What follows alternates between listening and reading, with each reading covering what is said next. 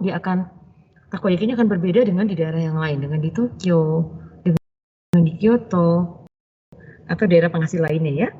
Di Hokkaido banyak hasil laut dan juga misalnya banyak dia penghasil susu dan keju, mungkin variannya lebih banyak gitu. Ya, ramen pun ada banyak tentang mie, apa bedanya ramen, udon, soba, ya. Kalian nanti juga akan belajar dan tahu ya tentang hal seperti itu. Ada yang yaki ramen ya, berarti yakisoba, berarti semacam mie goreng tapi bentuknya macam-macam.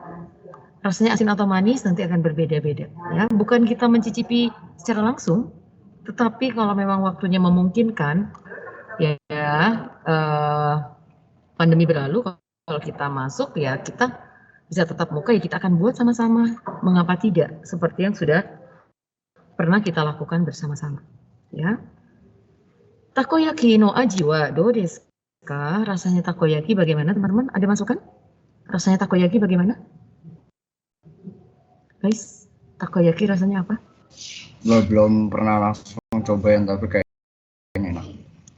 Ada yang pernah makan takoyaki teman-teman? Indonesia no takoyaki mo onaji ya. Takoyaki Indonesia juga rasa sama ya, enak ya, ringan di mulut karena berbahan dasar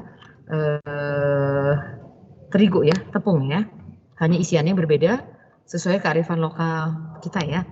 Kalau yang vegan ya berarti isinya nggak akan gurita. Ya, gurita wa nihongo de nan desu ka? Gurita kecil-kecil namanya apa? Yang buat itu? Buat dalamnya takoyaki namanya apa? Ada yang tahu?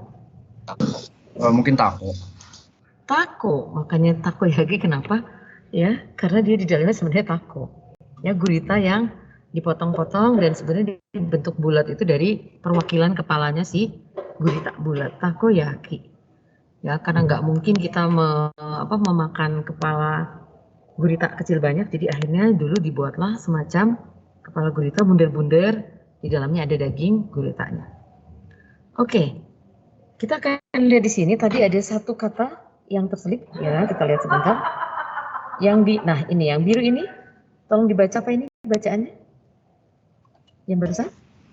Sensei, kayaknya ada yang mau izin ke toilet ya.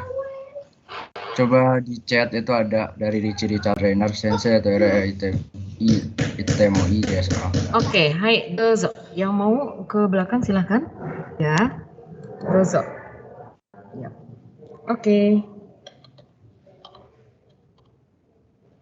Ya.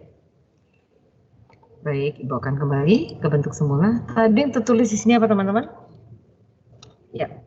Tolong lihat yang ini, tulisannya apa? Oishi. Yang biru? Oishi. Oishi adalah salah satu perwakilan dari rasa. Nihongo de rasa wa iro-iro desu. Ya, di dalam bahasa Jepang rasa itu macam-macam. Ya, karai, ya amai, shio karai, supai, nigai. Ya, oishi, mazui. Ya, itu semua adalah macam-macam rasa. Nanti secara spesifik kita akan mempelajari itu secara khusus tentang rasa-rasa yang ada. Ya, termasuk pahit tapi enak. Contohnya apa? Misalnya sake. Kalian belum boleh karena bolehnya usia 21. Tadi ada amazake. Ya, amazake itu dari amai. Sake itu minuman khas. Ya, amazake. Nanti ada juga sake yang dibuat secara, kalau dipikir jorok ya, Ibu akan bicarakan sebentar dari sini ya. Ya, di situ namanya ada kuci amazake ya. Dibuatnya dari bidadari, bukan bidadari. Permaisuri, bentar ya. Ibu pakai yang besar dulu biar sambil cerita. Permaisuri di sebuah kerajaan atau anak-anak yang perempuan ya punya upacara khusus. Kalau mereka punya anak perempuan dan permaisuri secara khusus mereka membuat minuman sake dengan cara apa? Tahu nasi ya? Nasi yang sudah dibuat mereka kunyah tapi tidak untuk ditelan. Terus mereka akan setelah dikunyah dengan lembut, ini edisi jorok tapi betulan, Ibu nggak bohong ya. Terus dikunyah, dimasukin, ditampung di dalam guci ya, guci khusus, lalu ditampung, dia kunyah lagi sampai batas bahwa yang sudah mereka siapkan, pihak kerajaan siapkan itu udah terpunya semua oleh para putri-putri dari para bangsawan tersebut, dari kerajaan tersebut, permaisuri dan anak-anak putrinya.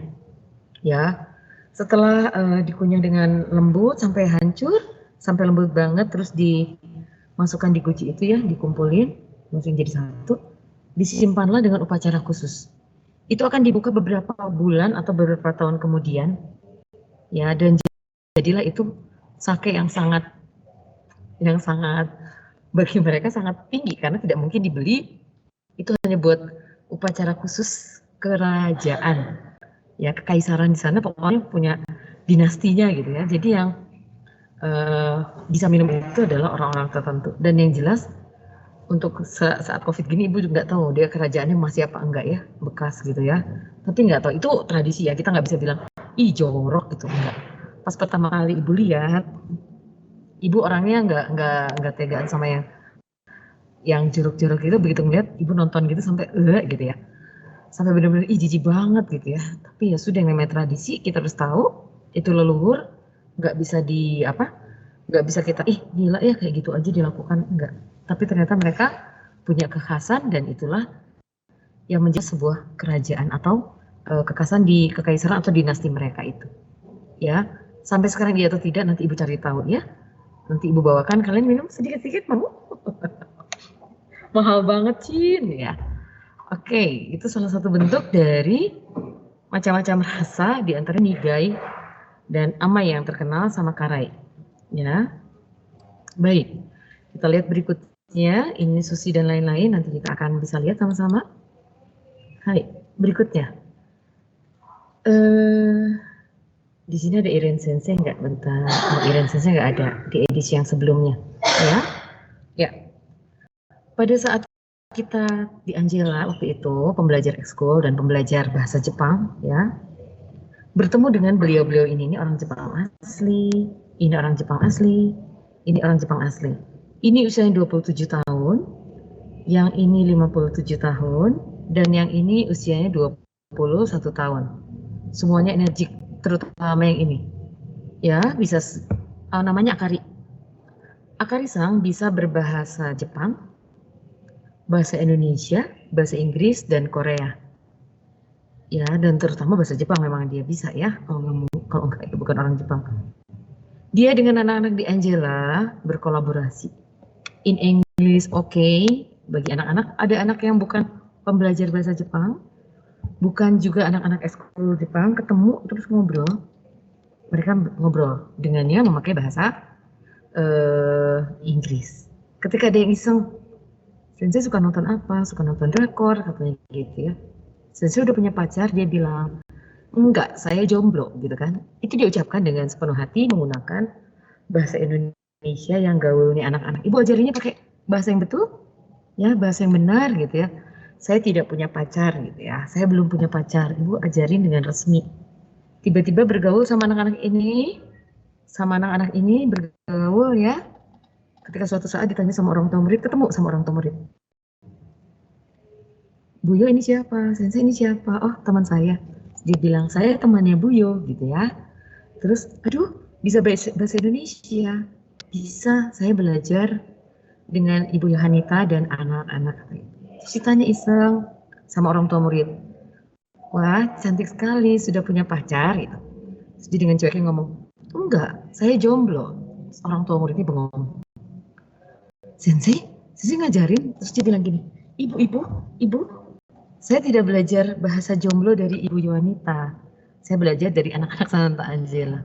Saya senang, ya. Terus kita semua ketawa dan akhirnya ya semua orang tahu bahwa dia memang pintar.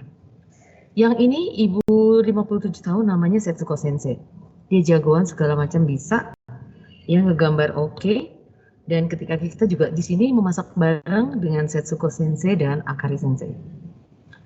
Untuk Kohei, karena dia laki-laki tidak terlalu mahir masak, akhirnya dengan Kohei Sensei kita waktu itu belajarnya 3 macam.